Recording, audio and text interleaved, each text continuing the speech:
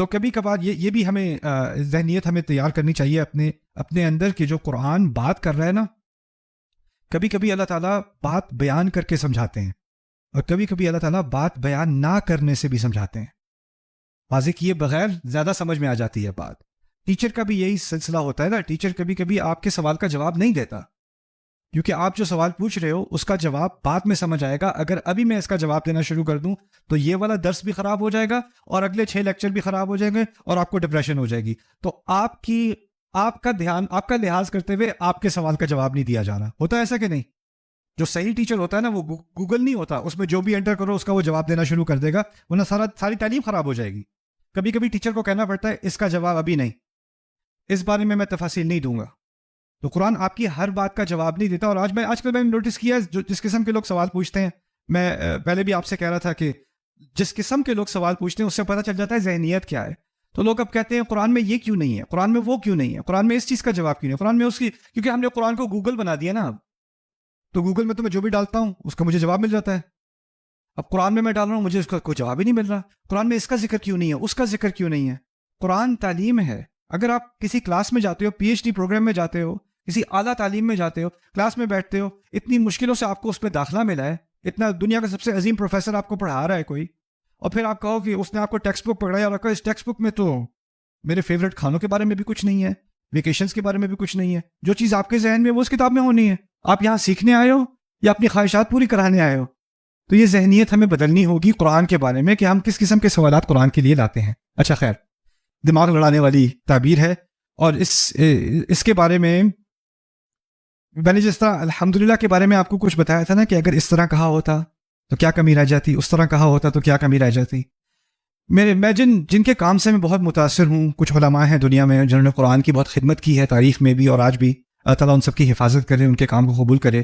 ان میں سے ایک شخصیت ہیں ڈاکٹر فاضل صالح السامرائی۔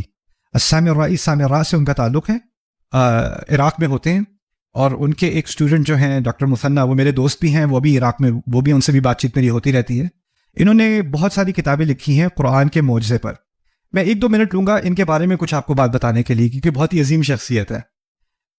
یہ تھے عراق میں، اور عراق میں جو باث پارٹی ہے نا، سیاسی پارٹی، 70s میں 80s میں، اس طرح وہ لوگ سارے تھے کمیونسٹ، اور زیادہ تر وہ ایتھیسٹ بھی تھے۔ اور عراق میں ایک طرف تو اسلام تھا اور دوسری طرف بہت ہی زیادہ ایکسٹریم سیکولرزم تھا۔ اور اس زمانے میں ان کی جب تعلیم ہوئی ہے تو یہ ان کا ایک بہت فلسفی قسم کا دماغ تھا، اور یہ ان کو عربی ادب سے بہت محبت تھی۔ اس طرح لوگ ہوتے ہیں جن کا دینی مزاج ہو نہ ہو لیکن ان کو اردو ادب سے محبت ہے، ٹھیک ہے؟ تو اسی طرح ان کو عربی ادب سے، اپنی تاریخ سے، اپنی تراث سے بہت محبت تھی۔ انہوں نے یعنی بہت اعلیٰ تعلیم حاصل کی عربی ادب میں، پی ایچ ڈی وغیرہ کی، یہاں تک کہ یہ بغداد میں تمام سکولز کے جو عربی ایجوکیشن ہے اس کے وہ انچارج تھے، اور پی ایچ ڈی پروگرام میں عربی بھی پڑھا رہے تھے۔ اپنے بارے میں لکھتے ہیں کہ میں جوانی کے دور میں میرے ذہن میں ایک خیال آیا، اذان ہو رہی ہے عراق میں، اور میرے ذہن میں خیال آیا کہ میں کیوں جاؤں نماز پڑھنے، کیا ملے گا مجھے اگر میں اس مذہب کو قبول کرتا ہوں، مانتا ہوں۔